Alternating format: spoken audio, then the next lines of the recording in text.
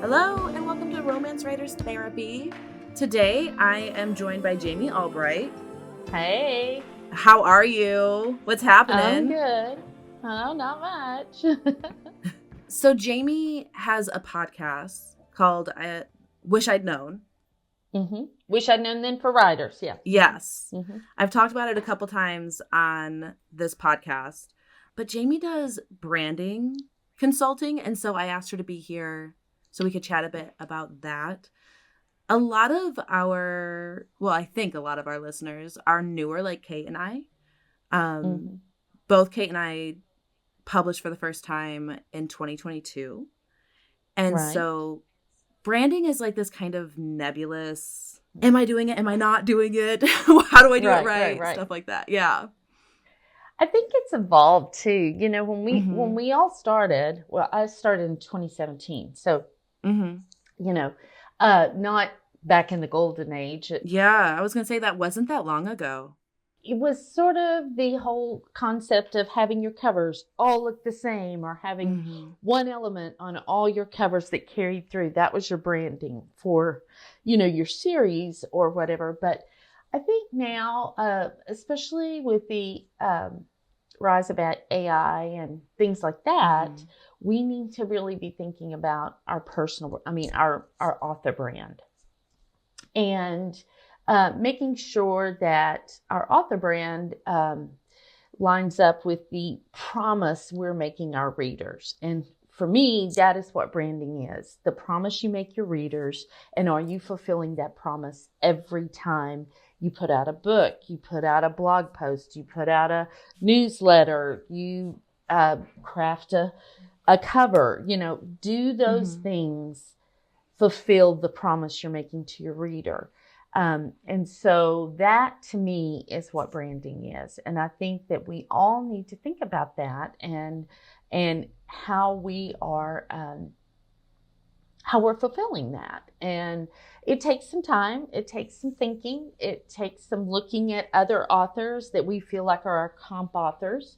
And I have a list of questions that I give my clients when they come, and I'll share those with you. Just give me 1 second to get to them. Perfect.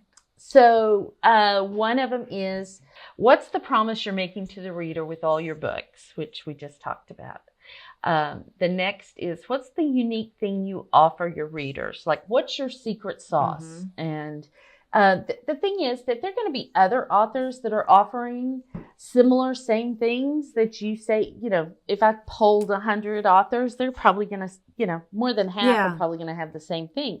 It's just going to be different because we're all different. We're each individual and unique, and we need to know what that thing is that we can uniquely give our readers that other people that are giving them the same thing maybe can't give them in the way we give it to them.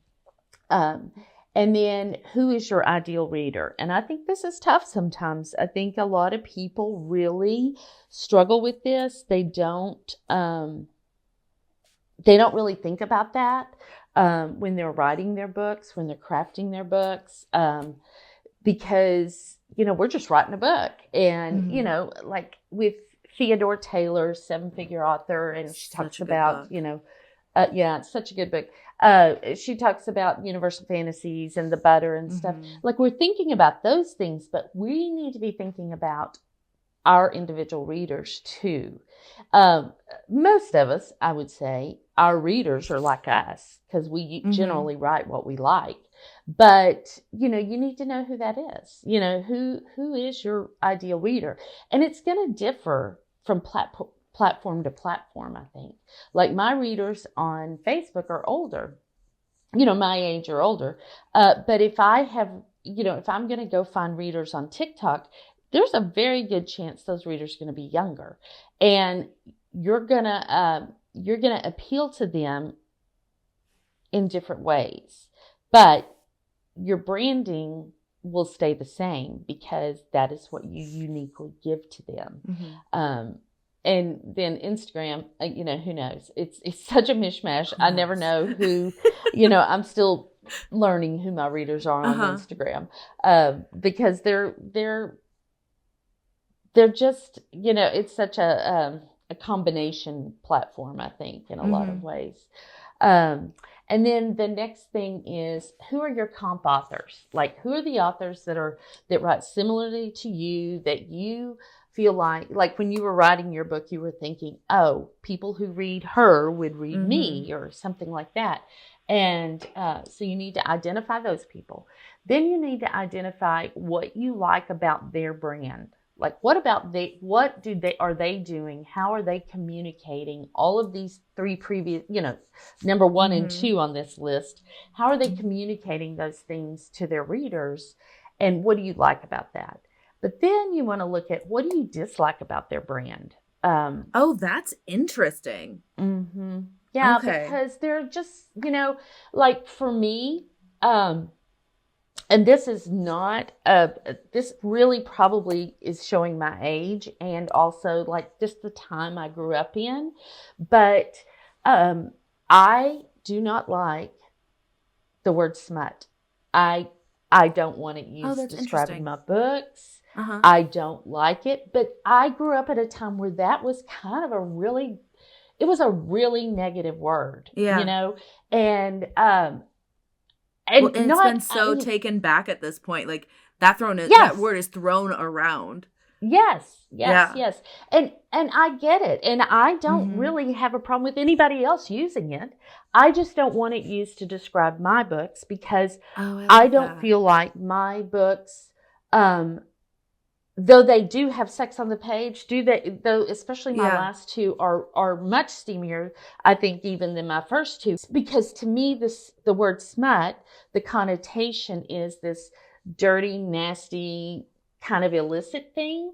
That is me personally. I do not project that on anybody else. But when I grew up, that's what that was, and it's hard to peel that original meaning of that away, for me. And so, and my books aren't like that. I mean, my book, and I would say a lot of romance books are not like that. Most of them aren't, because the sex is about the sex is usually between 2 people who are eventually going to be very committed, 2 people who respect each other, and to me, those things do not equate smut. That is the difference for me. So I don't want, of my comp authors who I really love and love their books, if they use that word a lot, that's one thing I don't want to do in my branding. And so, you just have to, decide what it is you do and don't like about their branding. And then you can avoid that. And so, and please hear me say, I do not. No, I am not looking down on, what I'm saying. I am not looking down on anybody that uses that. It's just, for me, it's kind of like moist, just a word that rubs you the wrong way. You. Yeah. My critique group, we call ourselves the Smut Coven. Yeah. And like, it is incredibly affectionately used. Yeah. But like, it doesn't mean that it feels the same way to us as it does to you. I also love being a part of the Smut Coven, but I see what you're saying, where I don't love my writing being called smut. Yeah. Right? Like, sexy, to me, it just has such enticing. A negative connotation. Yeah. I see the distinction there, even in my own like experience with the word. So no judgment. It's okay. Okay, good. Yeah. It's like people are probably going, okay, Grandma, get your panties out of a wad. But it's just how it was when I was, that was just a word that just, I think it's kind of like the word slut. Fair. I mean, it's the same sort of thing for me, and I hate that word too. So, but anyway, so that's that. And then the fifth thing is, does your writer voice represent the brand you want? So if not, what needs to change, your voice or your brand? Like, some of us may really want our branding to be, like, for me in particular, writing rom-coms, I love Pippa Grant. I love her. I love her books. I think they're hilarious. And I would love for my brand to be like Pippa's. The problem is my voice is not like Pippa's, and I can't change my voice personally. And that too may be because I'm too old, but I can't change my voice. And so, your voice is really funny too, though. Like, it is. It's like, funny. It's just different. It's just a different style, a different thing. And so I think, so I have to make sure that my voice and represents the brand that I want to put forth to the world. Mm-hmm. I will tell you this though, if you're writing light, fluffy books, and you want your brand to be about love and happiness and, just people coming together and stuff, and you're embroiled in online controversy a lot of the time, you might want to check that, because that you are not protecting your brand at that point. Now, if your books are controversial or you write darker stuff and you kind of welcome that, you like to, let's argue's a strong word. Argue's not the word I'm looking for, but it's the only one I can find right now, but about what's acceptable, what's not acceptable or whatever. And then that may be part of your brand, and you can be part of controversy and part of things like that. But if that's not your brand, be careful, because you want to protect your brand. And if you're known as an author that is always in the middle of online drama, then that's gonna bleed over into what readers think about your brand too. I believe. That's just me.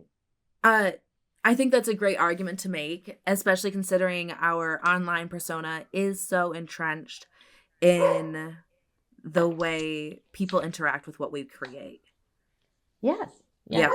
Well, that's how 99% of readers know us is online. They will never meet us in person. Yeah. They're never going to sit down. I mean, most of them will never sit down and have a conversation with us. And so we have to really consider that. Real quick, I really loved for one thing, you started the conversation saying that branding is individual. And then you remarked on how Pippa Grant writes in a voice that you like really love. You really enjoy her, but it's not individually you. And so like that marks you too, as you're going to have overlapping people, but you're going to do two different things. Like you're going to have overlapping readers, but you're going to do two different things for them. And I think that was... And we do. Yeah. We do share readers. But they get something completely different from Pippa than they get from me.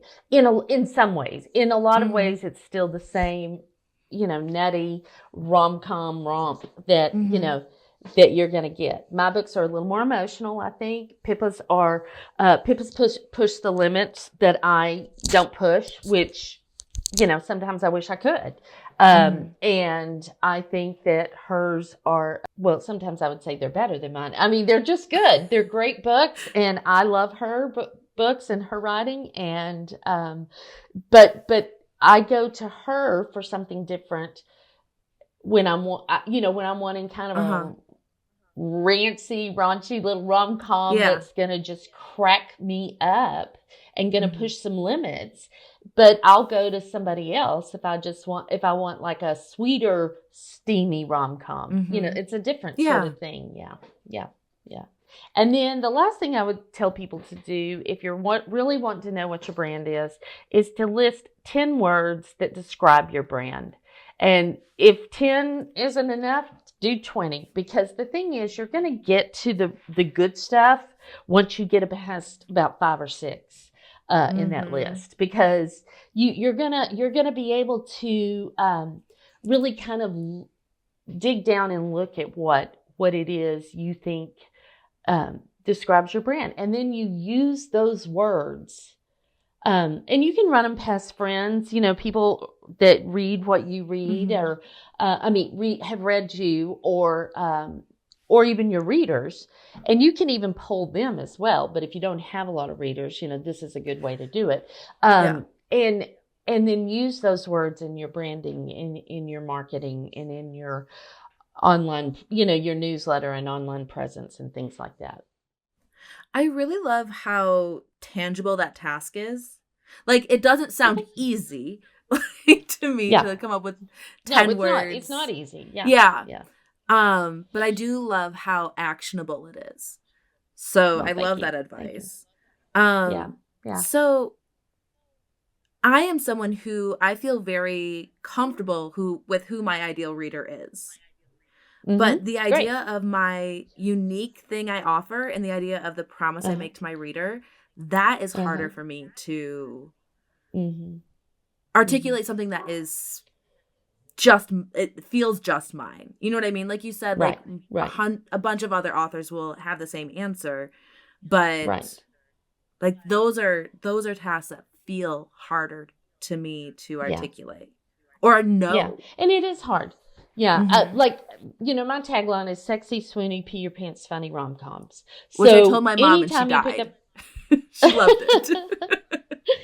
Anytime you pick up my book, that's what you're going to get. You're going to get a sexy, a swoony, pee your pants, funny rom-com. Anytime you read my newsletter, first of all, that creates a visual picture for a lot of people, like, or even a visceral reaction for some people. And so, what it also says is, it says I'm kind of real. I just tell you things. I don't package them in real cute, elaborate things. Pee your pants funny is not particularly fancy, or anything like that. But, and what I bring to my readers is emotion. What I bring to my readers is, an authenticity. My books are funny, fingers crossed. Anyway, they're funny, but they're also super emotional. Thank you. People have often said, and you can look at your reviews about this, but I laughed and I cried, or I happy cried at the end, and things like that. And that is what, that's one of the ways you can find what that unique thing is, by looking at your reviews. What are words that are being used over and over again to describe your books? Y'all, I'm so sorry. They're doing work down the street, and anybody that breathes outside my home, my dog barks at. So sorry. Yeah. Our dog does too. I had to scoot him upstairs. But listener has heard my dog bark on the podcast. He makes an appearance from time to time, so it's fine. Oh, Tug. What kind of dog is he? We don't know. We don't know. Okay. So, an expensive one right now, because I had to spend a lot of money yesterday at the vet. I love the advice of going to your reviews. And you've mentioned going to your friends too, like your author friends, your friends that have read you, and ask them what is unique. Kate and I have this conversation a lot, and I feel like with so much of the conversation being like monster romance and alien romance and stuff like that, it kind of feels like because I write contemporary rom-com, it feels like I'm like, I don't know how to be special when the things that are of the conversation are not my genre, right? And and then I think also just like a weird Midwestern concern about being humble, right? Salt of the earth, you don't speak of yourself such ways, right? Right. And that is part of my New Year's resolution to continue breaking down all of that. Yes. Yeah. But yeah, it's I think it's a challenge, and I don't really have a great solution to it in my own life. Yeah. But yeah, literally one of my goals this year is to brag about my books more. Tell people they're great. Do it. Right. Go for it. Right. So. Exactly. Yeah. Well, and I was really lucky in the beginning when my books first came out. A lot of the reviews did say, this is a fresh voice. This is a fresh take. This is that's gorgeous. Yeah. Yeah. And so, which was great. I mean, it was so kind. And I think it's because, for a long time, I didn't write. I didn't start writing until I was 50 because I, just have horrible grammar. And I always said I write like I talk, and I talk I talk terrible. I mean, like I'm country, and I just have run-on sentences and all of this stuff in my speech, and so, but I do think that's what makes my books uniquely mine, and that's gorgeous. What makes them appealing is that they're authentic. Like, I'm not trying to sound like anybody else. I'm just trying to sound like me. I am telling this story the best way I know how to tell this story. Yeah. There are probably pieces of me in all of my characters. I try very hard not to make it autobiographical, but especially like the first book, Running from a Rock Star. I mean, that's probably 50% me. I mean, just her, Scarlett is, because, she's a little repressed. She's a little, she's worried about what everybody thinks about her, all that stuff, all that small town stuff that I had to really, really claw myself out of, and away from, just in my own life, just in not worrying about people. Writing romance is probably the biggest act of rebellion I have ever had in my entire life, because I grew up in a very conservative home, a very conservative, Christian home. And, but I will tell you that my mother is my biggest fan. She reads all my books. She'll tell people they're good, but she's put everything in them that you've ever heard of, if you know what she means. That's how she says so cute.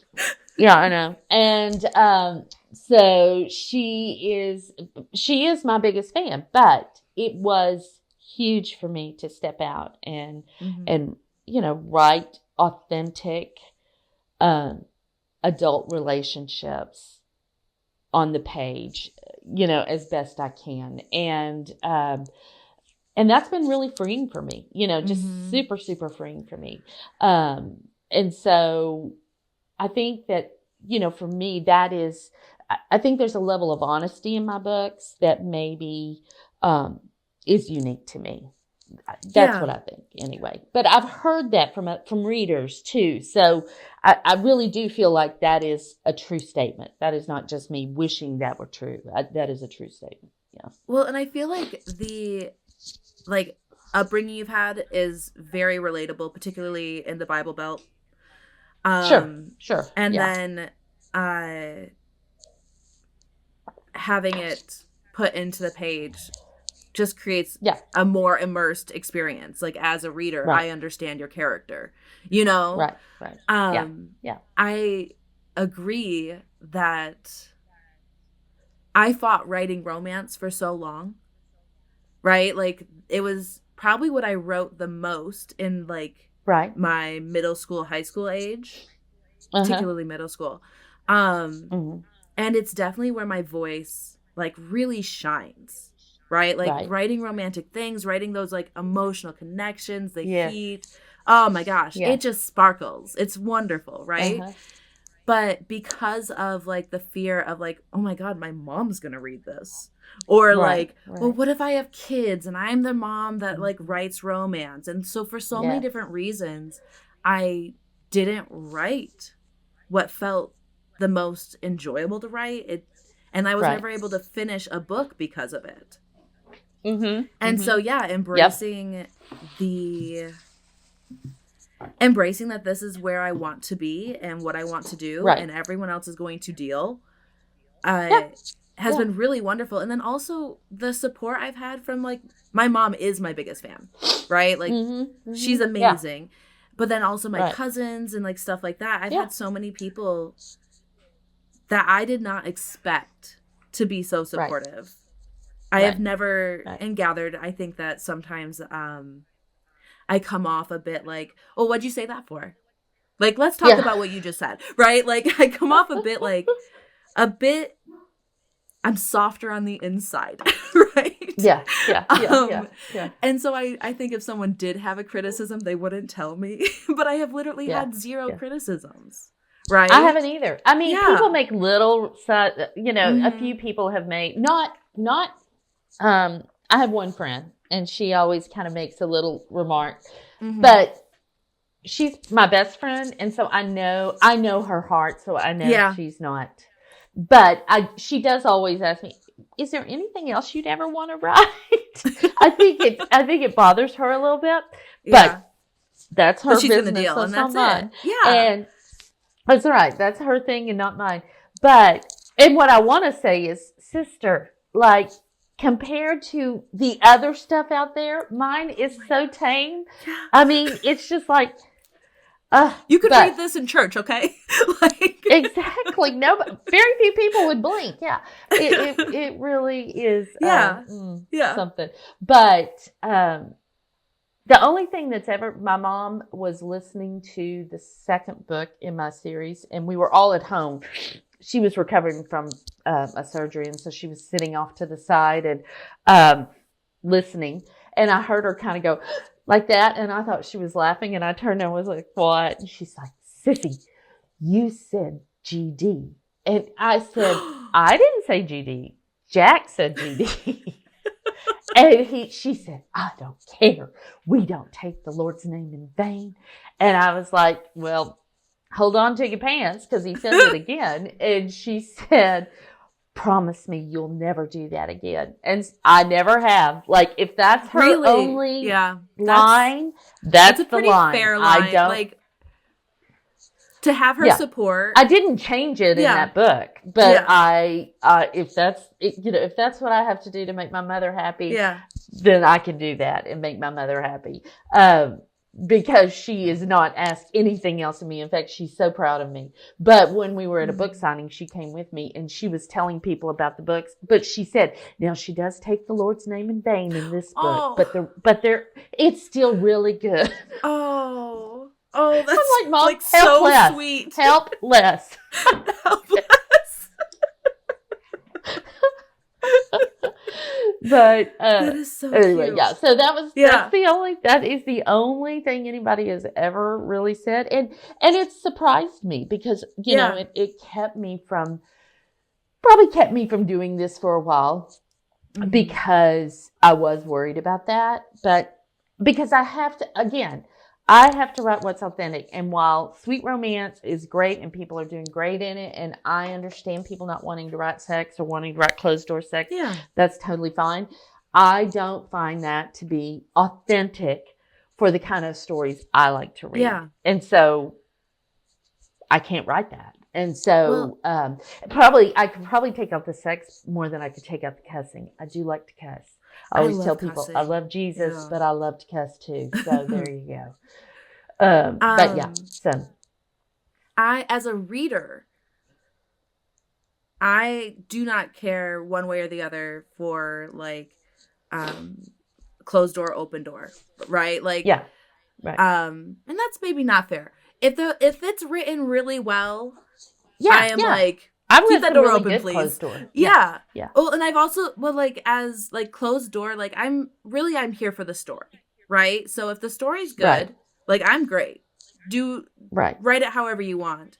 And I've said this on the pod before, but it's really important to me, even though sex scenes are the hardest scenes for me to write, that they are open door, because we see romance is such a fundamental part of seeing female pleasure and like women getting to experience that together, that I think it's important to include. So that's something I feel really passionate about and keeping it in my books. But I agree. I agree. Mm-hmm. And it's really important to me. My daughter did ask me, my kids are all grown, and were when I started writing, when I put out my books. But I mean, grown meaning out of the house. But my daughter did ask me one time, because she said, you were the mom that talked about modesty and stuff like, and I was. I mean, I went through a pretty conservative time, which now I look back on and go, whew. But my mom did too. Yeah. And she was like, how do you square writing sex now? And I was like, well, there's so much negative stuff in the world right now, and there's so much negativity in relationships when it comes to sex, and there's an imbalance of power, I think, and a lot of, if all you have to do is go on TikTok and listen to some of the relationship stories. Oh my gosh, yeah, shocking. And so I write about two people who respect each other. And it's super important that respect is there all the time. They may not know they're going to fall in love, and they may think this is the only time they're going to have sex, but there's a respect there. And there's a mutual, like, he wants to make sure she has pleasure. She wants to make sure he has pleasure. Yeah. I mean, there's that is there. And I said, I think that is really lacking in relationships today. Yeah. And so because of that, I'm proud that I write that. So yeah, but like, I know that people have found words to express, for one thing, to their partner, that this is something they're looking for, that, like, it has created very healthy conversations. Yeah. And I think that's incredibly powerful. Yeah. You've been publishing since 2017, and you're talking Yes. about how, like, branding has changed. Mm-hmm. In the short amount of time I've been tracking writing as a business very seriously, I've seen conversations about branding get so much more specific and expectations to get higher. Yes. And you agree? Okay. So I was going to say, I do just agree. Being anxious? No. Okay. I do agree, because I think that, here's the deal. With the rise of AI, it is only a matter of time. I mean, I think it's already happening, but books are going to be written by AI. They're going to be put up by AI. They're going to look like our books, but what's going to be different is the soul, that uniqueness that you bring to a story, your brand that you carry through all of your books. That is what is going to be different, I think, especially in the beginning. Lord, please don't let them get to the point where they can copy that too. But, Dude, who knows? Oh my goodness. Yeah. Well, and what I'm really hearing also is, and this is me extrapolating from what you just said, that creating that reader experience and that reader connection is going to be, like, fundamental. Yeah. It is. And, I mean, I don't know if we're going to talk about this, but I haven't put out a book in 2 years because of some personal family stuff that's gone on. And as I'm thinking about what I'm going to do to, quote unquote, come back, everything I'm thinking about is what will make my readers happy. What will make my readers happy? Not necessarily what is going to make me the most money. I'm a little surprised by that, because I am very money driven. I like to make money. I like to know that I'm making money when I put out a book or whatever, but I want to know that my readers who have stuck by me for 2 years and have been amazing, are going to be given something that is exactly what they want from me, is exactly that kind of the thing that I promise them. They're going to get that, because they can't necessarily get it from anybody else. And I can be okay with that. Like, I can say that. I can say, I don't know. I mean, there are people that write great rom-com books, great stories, funny, emotional, all the things that I write, but they don't write them like I write them. And I can say that without apology, because it's true. I mean, they don't write them like I write them. And there's something about the way I write them that my readers really love. And I want to make sure they're getting that when I start putting books out again. So, yeah. And I think though, if we all started really focusing more on our readers and less on the bottom line, that, well, one, I think we'd be happier. And two, that readers would be more satisfied. I feel like they would have a better experience, maybe. Well, because I think that they would be able to, like, find that their loyalty would be rewarded every time. Yes. And so it's easier to be loyal in that circumstance. Yep. And then it goes. And there's so many books. Yeah. I mean, there's so many books, so especially many here books. in KU. Lord, all they have to do is read the first page and then they can move on to somebody else. I mean, I'm not saying they're not loyal. I'm just saying it's so easy to not be loyal in KU, I mean, with KU. How many series have I begun? Yeah. And then forgot they existed because the next book wasn't out yet. Yeah. And, we're just human. We're all living our lives. Yeah. And, as much as we love books and our authors, we do have other things we're doing. So, yeah we do. Something I think is really incredible is that you have such a relationship with your readers that in 2 years you've been able to keep that relationship strong while you took time to be with your family and everything. Yeah. They've just been amazing. That's amazing. Seriously, just I'm so glad. So amazing. Thank you. It's been incredible. That's a beautiful thing to hear. How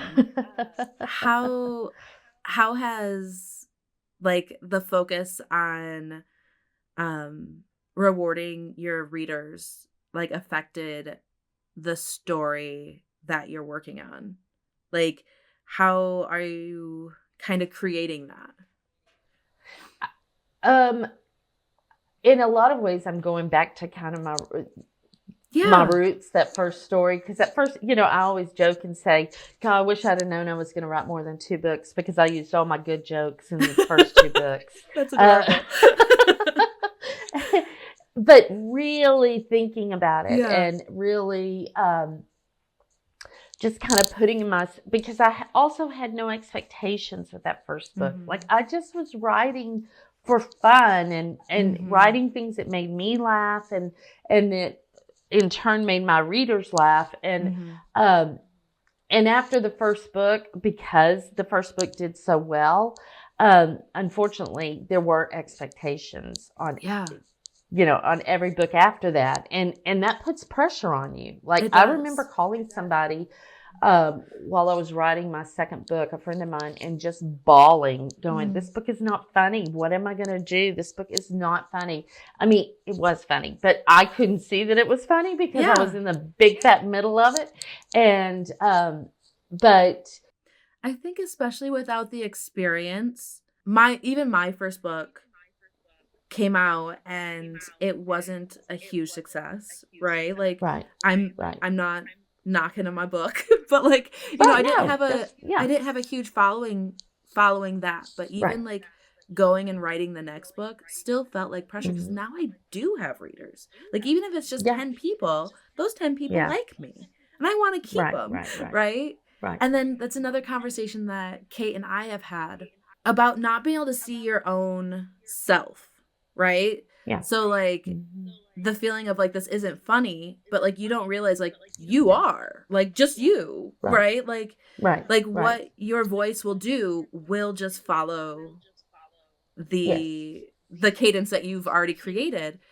But especially without the experience of a gradual build of having a couple books under your belt, it would be really hard to be confident in that. Yeah. Well, and then if I'm totally honest, I hate to even admit this, but anybody that knows me probably knows it, but it's not a big secret probably, but I wanted the financial success. I wanted not just financial, because financial is really just the byproduct of it being successful, of each book doing better and each book, and having more people talk about I guess fame is a strong word, but that recognition, notoriety for doing well. I wanted that probably more than I wanted to please my readers. I knew pleasing my readers would give me that, but my focus was not on that. My focus was on writing a book that I knew would give me notoriety.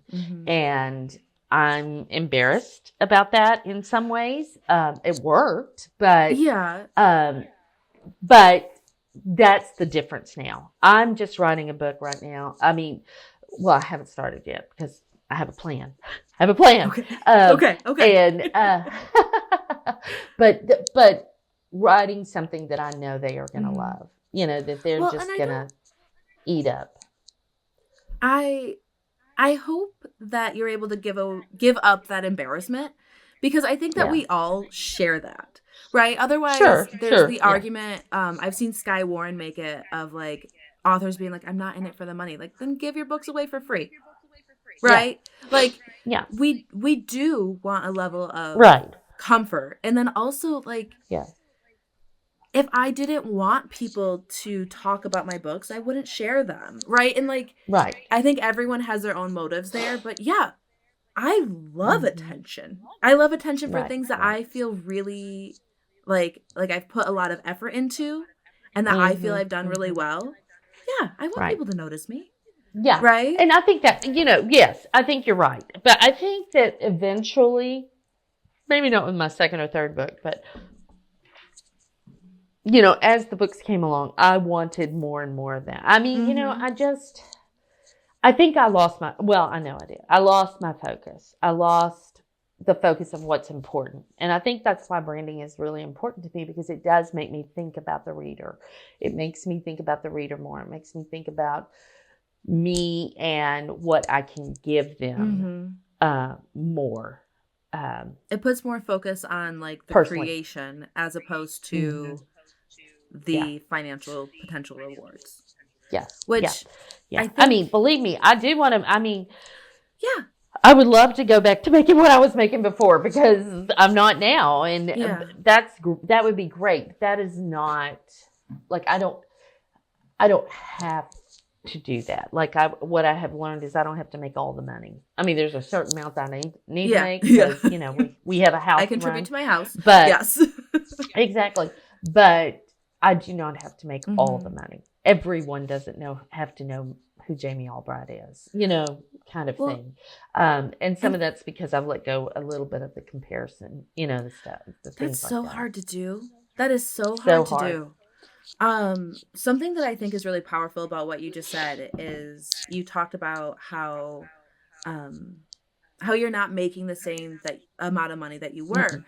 And I think it's really powerful to realize that our author business is not linear.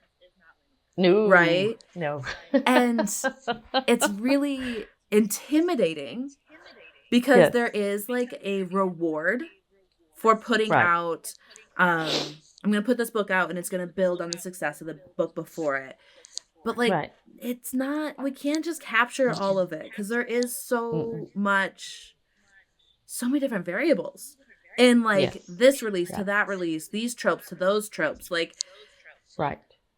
there's just no way to hit it exactly the same way every time. And it's okay for it to fluctuate. And we all know that logically, but the dopamine we get from like seeing the response that we get, that's really positive. Yeah. Right? Right. I think that's, it's such a hard balance between the business and the art.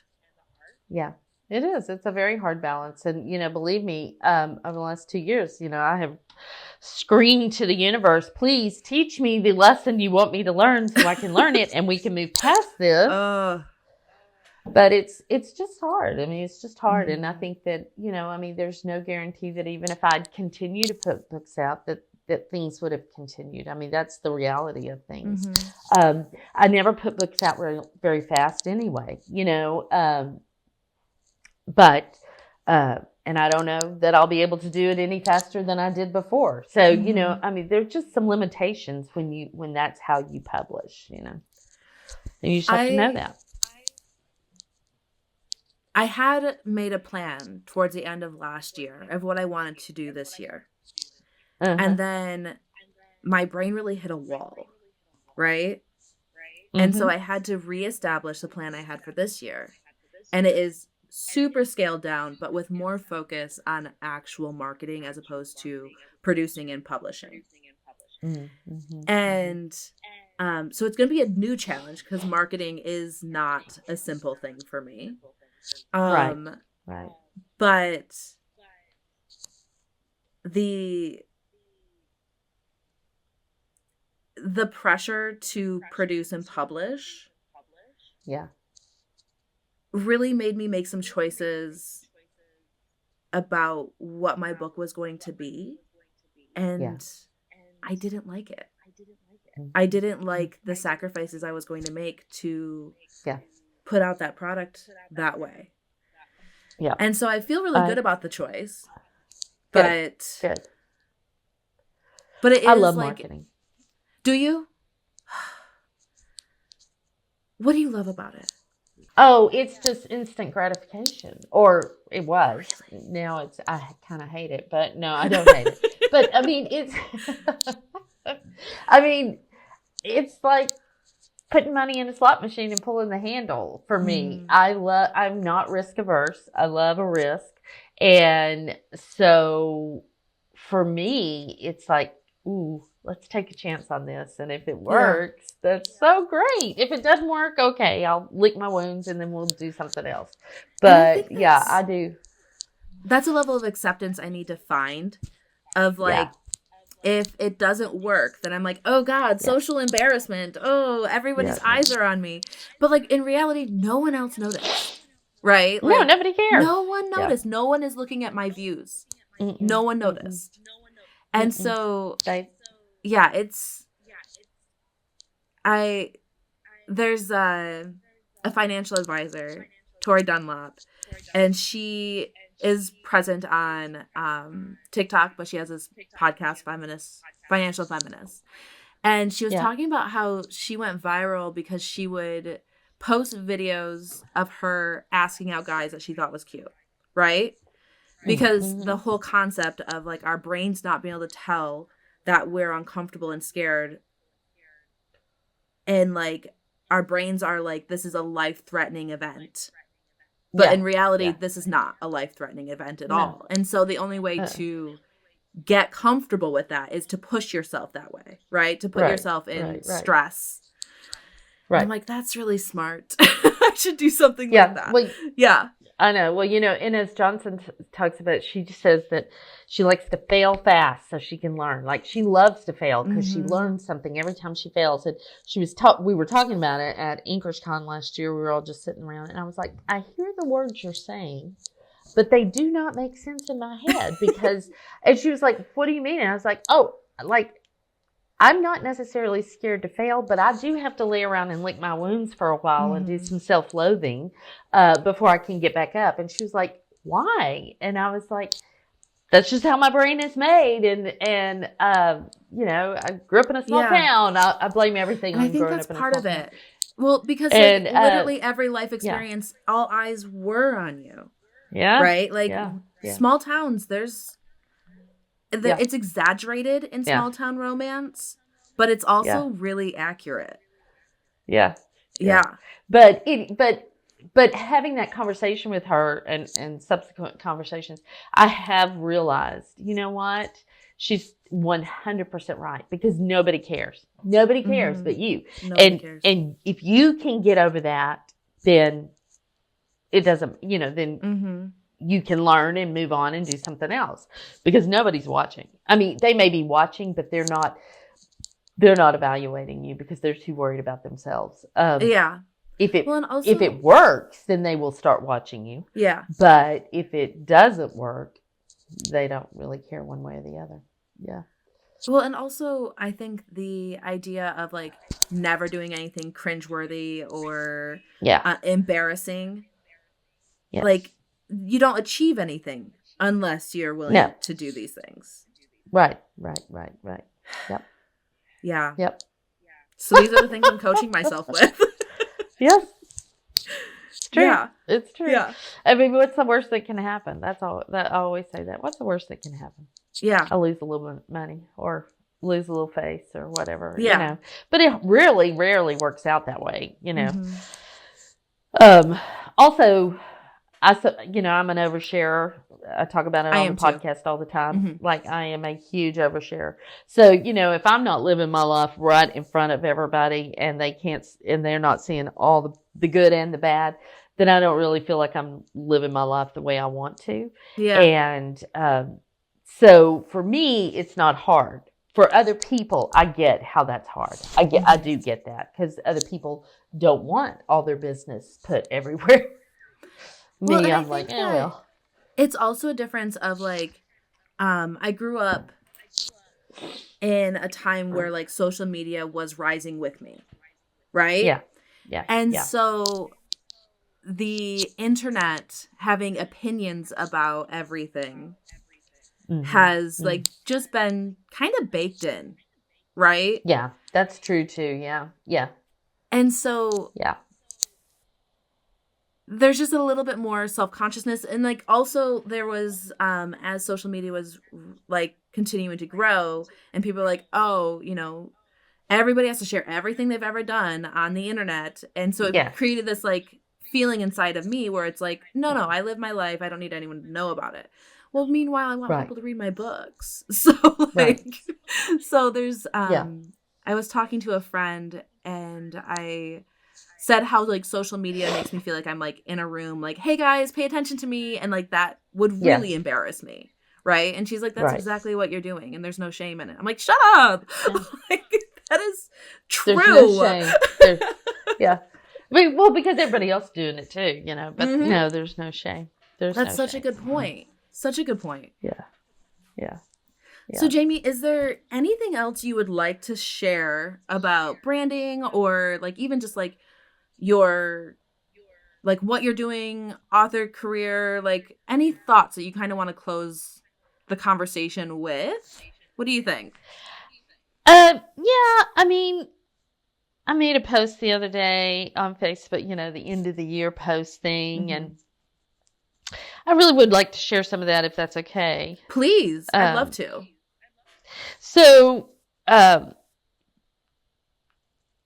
Marty knows this, but my sister had cancer for 10 years, non-smokers lung cancer. It's this whole thing. For 10 years, she was great. Like, people didn't even know. They'd meet her. They didn't even know she was sick. Only missed a handful of days of work during that 10 years. I mean, she just handled it great. But then in 2020, at the end of 2021, they ran out of medication that would treat her kind of cancer. Like that, there were no more classes of that drug. They were all in trial, and at that point they weren't testing them. So, when you have stage 4 lung cancer and you have no medication, there's kind of only one way to go. But my sister, the way she handled it was she was so positive, like so incredibly positive. And really, I would have to say, you do know you have cancer, right? Like, remind her. She'd want to do this or that. And she'd go, oh yeah. She just really had such a strong mindset. Anyway, that she really never, in fact, she told me after she went on hospice, I never thought this would take me out. Like, and she meant it. Like, she never did. And, but at the end of 2021, I knew, like, we're headed down a road I do not like right now. And she, because of the way she dealt with it, and also her doctor retired about that time. So she sort of fell through the cracks a little bit. But anyway, long story short, cancer metastasized in March of 2022 to her brain. And then, but still, we're fighting. We're, all of that. But she, in July of 2022, we found out that they told her she had 6 to 12 weeks to live. The cancer had passed the blood-brain barrier and gone into something called leptomeningeal disease, which is horrible and just deadly. And I happened to be able to they live just outside Dallas in a small town, and I happened to be able to be up there from June, because that's when she really started getting pretty sick, until she passed away in October of 2022. I was there the entire time. I think I went home, came back to Houston 2 weekends during that whole time. My husband came up. I mean, we're all just piled up on top of each other at my mother's house, And then, she dies.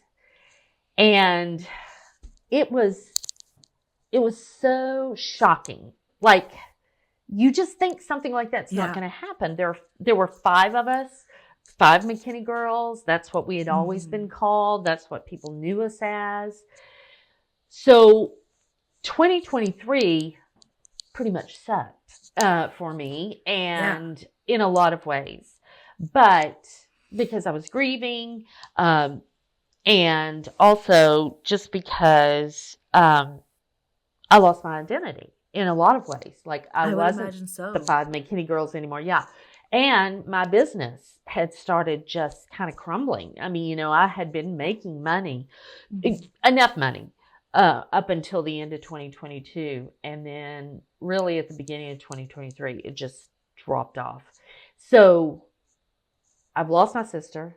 I've lost my place, what I felt like was my place in this community. There was just a lot. Plus I'm grieving. Plus, my mom and my sisters and my dad, I'm so worried about them and everything. It was just awful. But I did say that, in this post that, I have to be grateful to 2023 too, because it sort of carried me through, this time of just horrible grief and disillusionment, and like, what does the future look like for me personally, me professionally, all of this stuff.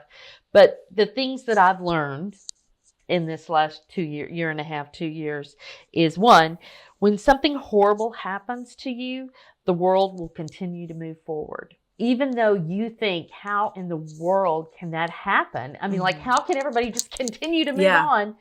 And you can't. And you just have to find a way to be okay with that. It's scary as hell, but you have to find a way to be okay with that. The only way through grief is through it. If you try to circumvent it, it is going to kill you, because it will come back and bite you. And I knew that, so I knew I had to go through this thing, but that meant watching all my friends, the entire business, the entire industry of self-publishing move forward without me. And that was terrifying. But thanks to my therapist, I was able to be okay with that. It would feel so unfair.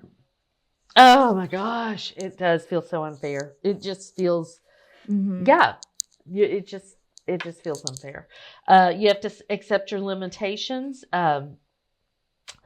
And the faster you can accept your limitations, the less self-loathing you will have, because if you don't accept your limitations, you keep thinking, why can't I do this? What's wrong with me? Why can't I just move on? Why can't I keep up?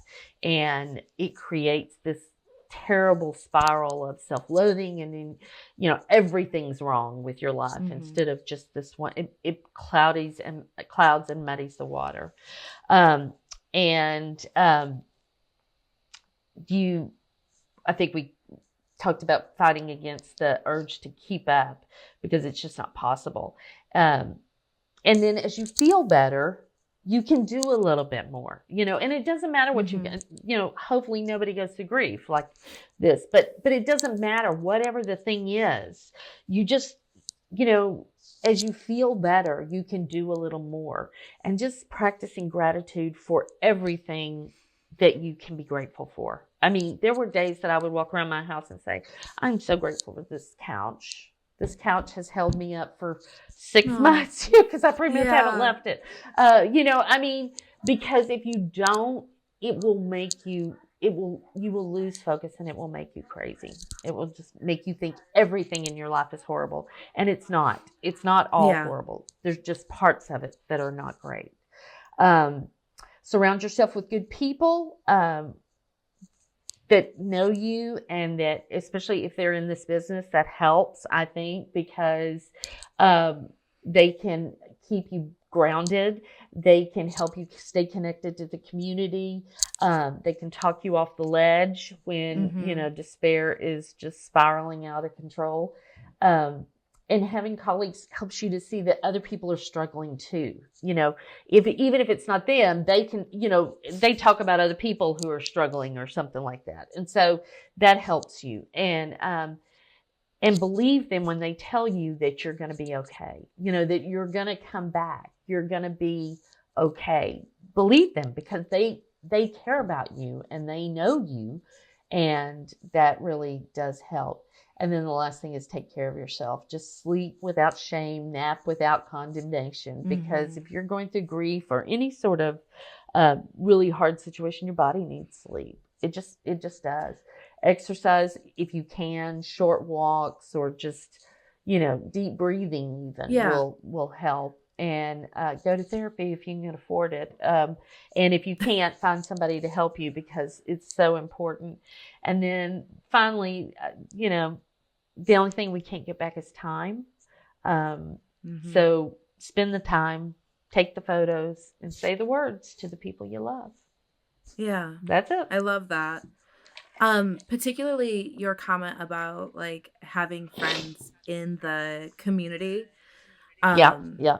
That can talk you off the ledge and tell you like what they're going through, because so Right. often we only see what people are posting. Yeah, right. Absolutely. And you're not seeing the things that are like behind the curtain that are really giving them the struggle. Right.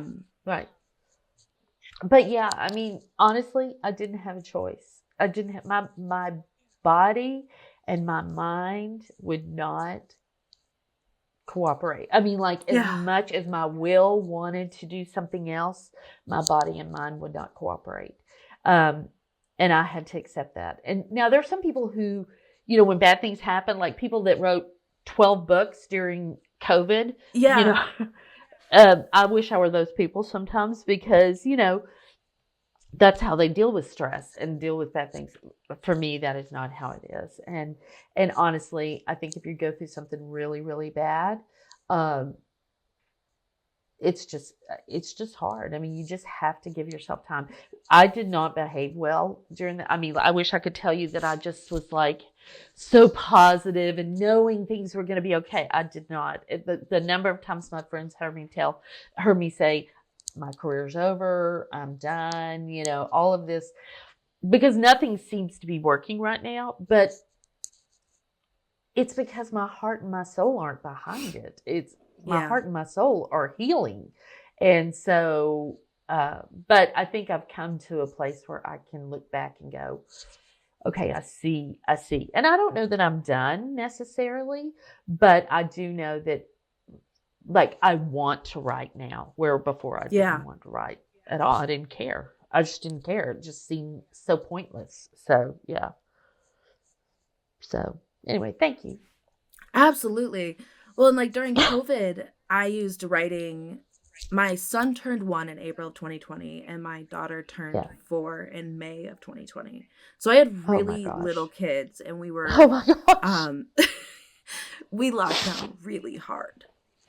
Yeah. And so thank goodness I found my smut coven, and we were able to like build our online community, because man, my friends really got me through it. And I was able to use writing as self-care. But now that I look at writing as more of, not more, but also as like, these are the books I want to produce for the personification I want, right? For the business I want. Yeah. It makes it harder to do that dessert writing. It also, like, even just learning more about grammar and mechanics makes it harder to do that dessert writing. Right? Right. And every once in a while, it's like, gosh, I wish I could go back to, like, just knowing less so I could be less critical while I'm writing. You know what? Right. You put, you talked about on your podcast how you had a sign that says, you have permission to suck. I made that sign for myself. Oh, cool. Yeah, it's right there. I just check it every once in a while. So when I'm like being super critical of my draft, I can be like, nope, it's okay. Hugs and kisses, go on. I have permission. Yeah. That's right. You can fix it. You can always fix it. And I love editing. Editing's my favorite part. Yeah. And it's so hard to... It's so hard to turn that editor off while you're doing the draft, though. Right. It is. Yeah. It is. But this has been so fun. I appreciate you so much. Thank you so much for being here and for sharing the knowledge that you've earned. Thank you. Over the past 2 years. Yeah. Yeah. Thanks so much. Absolutely. Thanks so much. Yeah. Thank you. And yeah, a lot of times Kate and I will do a piece of writing advice at the end. If you want to, you can. And it can be anything. Sometimes, like it has been, you have permission to suck before. Yeah. So if you want to, you can. But it tends to feel like there's closure. So my piece of writing advice would be, I'm kind of getting into more like meditating, having a positive writing experience. Oh yeah. Yeah. And that. so that's love that. Yeah, that's kind of what I'm focusing on right now, is kind of setting up the energy going into writing, that like I'm not going to sit here and stare at my computer wondering how to describe someone sitting down, right? Like I'm going to actually do it. So yeah, that's what I'm working on right now. Yeah, I think mine would be write like nobody's watching. I love that. Yeah. You know, nobody's reading over your shoulder. Just write it. I mean, it's so basically smart. You have permission to suck, but just write it. You know, because there's gold in that. You just have to sometimes you have to mine for it a little bit. But yeah. Do you want to tell people where they can find you? Yeah, you can find me at JamiAlbright.com. I'm on all the socials, Jami Albright, and it's Jami. No E, thanks, Mom.